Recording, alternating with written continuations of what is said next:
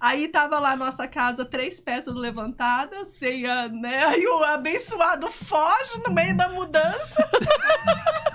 Aí vocês acham que minha vida é fácil? Foge no meio da mudança. Aí tá lá aquela casa. Você lembra como era a minha casa? Sim, eu gente? lembro. Era no meio do mato, não tinha nada. Não tinha casa. Só tinha casa, só nossa É. casa no quarteirão. Gente, eu entrei numa depressão, eu entrei numa fase tão difícil da minha vida porque eu não dormia. Eu cheguei a pesar, eu acho que 44 quilos, eu fiquei magra. Era só magra. ossinho. Porque todos os barulhos que passavam na rua dava a impressão de que tava ali Dentro de casa, é. Isso mesmo. E era assim, foi muito difícil. Eu chorava que eu queria voltar pra casa da irmã Maria. Porque era um lugar ali onde eu tava escondidinha, eu tava ali, eu tinha a Fátima que tava sempre me socorrendo, eu tinha a Kátia que tava ali, aquele cuidado, aquele zelo todo da irmã Maria, e de repente numa casa, sem reboco. Quando chovia, a gente comprou uma casa velha de demolição e a gente aproveitou o telhado. Cara, quando chovia mais dentro Tudo de casa nossa. do que fora. A Então, gente, às vezes, começava a chover, o que acontecia? Pegava os colchão das camas, virava ele, deixava em pé, a gente ficava esperando a chuva passar em pé. Eu, Vitor e a Dani, direto ali, ó, até passar a chuva.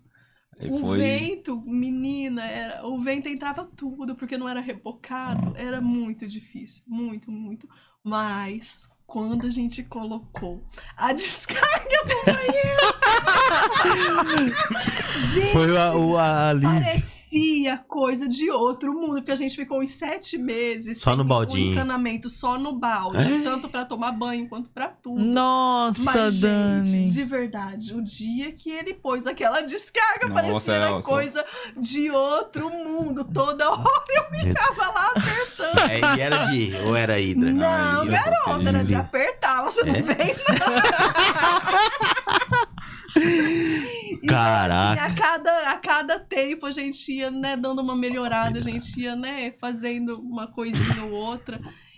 Por isso que quando a gente, né, ele falou que quando a gente terminou, que ele falou pra mim, vamos embora, eu falei, como assim, garoto? Você tá ficando doido? Depois de tanto perrengue que eu passei, né, a hora que eu consegui ali pôr meu armário planejado, eu tava toda babando daqui dali, vamos embora. Nossa. Eu falei, mas foi assim, um vamos embora que eu creio, assim, hoje eu consigo olhar o propósito de Deus nesse tempo, né? Eu falo, não foi em vão que a gente foi ali para aquele lugar, porque ali mesmo o Mário continuando na mesma correria, ainda assim, a gente consegue ter mais tempo do que a gente tinha aqui, porque aqui a gente disputava. Porque tanto ele corria quanto eu também corria. Sim. Né? Eu também trabalhava feito uma doida.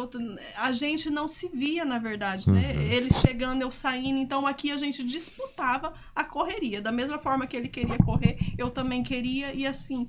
E lá não. Lá ele continua correndo. Mas, gente, eu nunca tive uma vida tão mansa. Só em casa. Só em casa, trabalhando em casa, trabalhando né, Dani? em casa. Então eu vejo que ali foi o quê? Porque aqui em Campo Grande, a minha rede de apoio é imensa. Aqui em Campo Grande eu não tinha o Mário, mas chegou num ponto que ele já não estava mais fazendo falta.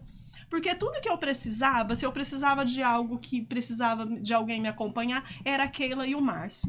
Se eu precisava de uma ajuda de tudo, era o Vitor. Quem me apoiava era o Vitor. Se eu precisava de, né, era seu pai, era sua mãe que estava. Então, assim, eu tinha uma rede de apoio imensa aqui em Campo Grande. E ele, nessa correria dele, começou a fazer o quê? A não fazer falta. Então, se eu precisava de uma coisa, eu já não recorria mais ao Mário.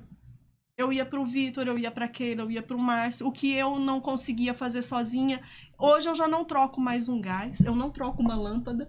Aí ele chega do serviço e fala, ó, a lâmpada queimou. Antes não, antes eu mesma fazia, eu me virava, eu era autossuficiente.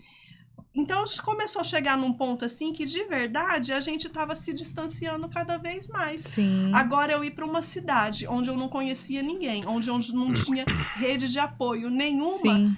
Era quem? Era ele. Era ele e ele mesmo. E Deus começou ali me moldar no quê? Na minha forma de agir. Né? Eu era sempre muito orgulhosa, eu era sempre muito durona. E eu comecei a expor o que? As minhas fragilidades.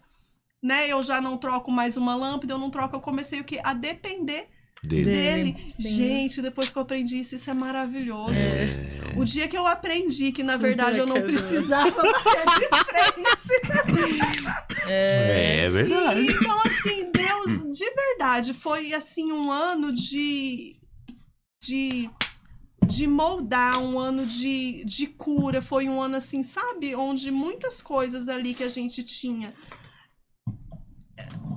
Algo assim que travava a gente ali, que a gente tinha. Ali eu vejo que ali, de verdade, Deus foi moldando, principalmente assim, na minha parte, Sim. né? Pra eu aprender a ser dependente, pra eu aprender a ser um pouco menos orgulhosa, né? Mais humilde, né? Antes ele demorava pra chegar, eu já tava ali brava, eu já tava nervosa, agora ele demora pra chegar, eu falo... Você tem que entender que eu morro de saudade de você. Ai, tem que ficar falando. Né? Então, assim, eu falo, você não entende que eu morro de saudade Né? de você. Jamais aqui em Campo Grande. Né? Uma que eu nem ia esperar ele chegar mesmo. Eu já tava fazendo outra coisa, já tava ocupada com outra coisa e não... Sim. Então eu vejo, assim, que esse tempo realmente foi algo, assim, que Deus trabalhou muito mesmo na gente. E hoje, né, esses dias eu falei pro seu pai, eu tava conversando com ele, falei, pastor, a impressão que eu tenho de que eu rodei e eu vou voltar pro mesmo lugar.